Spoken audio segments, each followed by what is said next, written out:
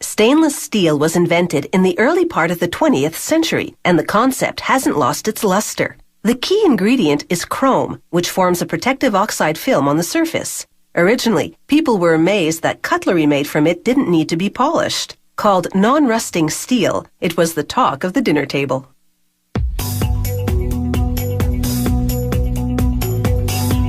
Stainless steel can be made to look shiny and new, even when they start with scrap. They recycle old stainless steel to make new, giving trashed sinks, pots, and a whole lot of other things a new lease on life.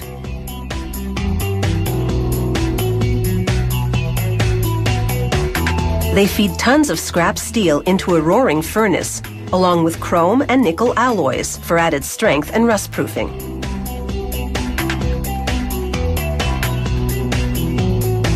Enormous electrodes heat the mix to the melting point, and the show rivals a fireworks display.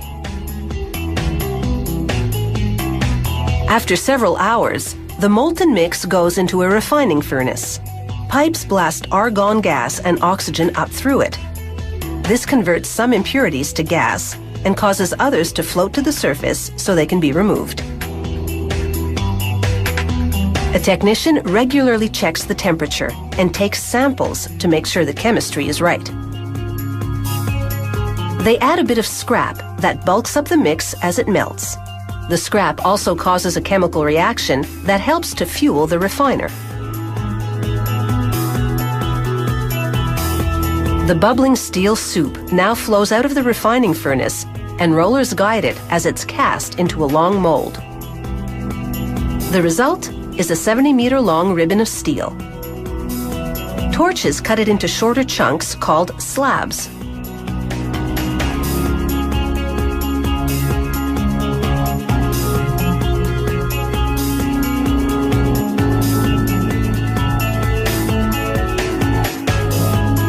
A worker writes identification information on each one, using chalk that works on hot surfaces. They hoist the slabs over to another station to await further processing. After this break in production, they reheat the slabs to soften them up for more processing. A rusty scale has accumulated on the surface of the steel. They pressure wash it away without cooling the hot metal. Now the slab shoots back and forth through a machine with rollers.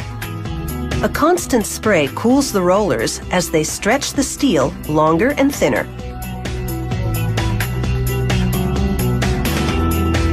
It's now over 600 meters long, the length of a couple of city blocks. They spray water on the stretched steel to cool it a little, but not too much, because it needs to be soft and flexible enough for coiling.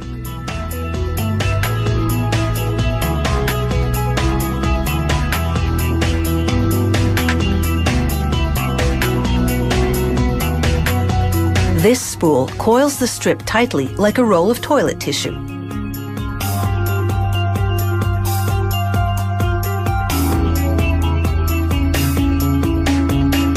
They then transfer the roll of steel to another station. Here the steel goes into a hot acid wash that removes scale that's built up since the last cleaning. Burners in this machine also heat the steel and then slowly cool it. This relieves stress in the metal, softening it for further processing.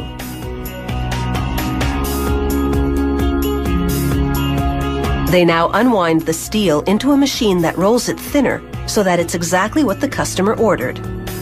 Rolling the metal when it's cold also causes it to harden and makes the surface pores close, so it shines.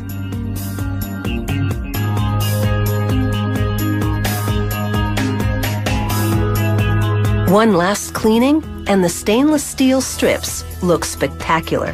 The chrome in the steel combines with oxygen in the atmosphere to form that oxide film that prevents it from rusting. Finally, rotating knives trim the edges and slit the steel to various widths, again to meet customer specifications. This job is now done, and it's a brilliant finish indeed.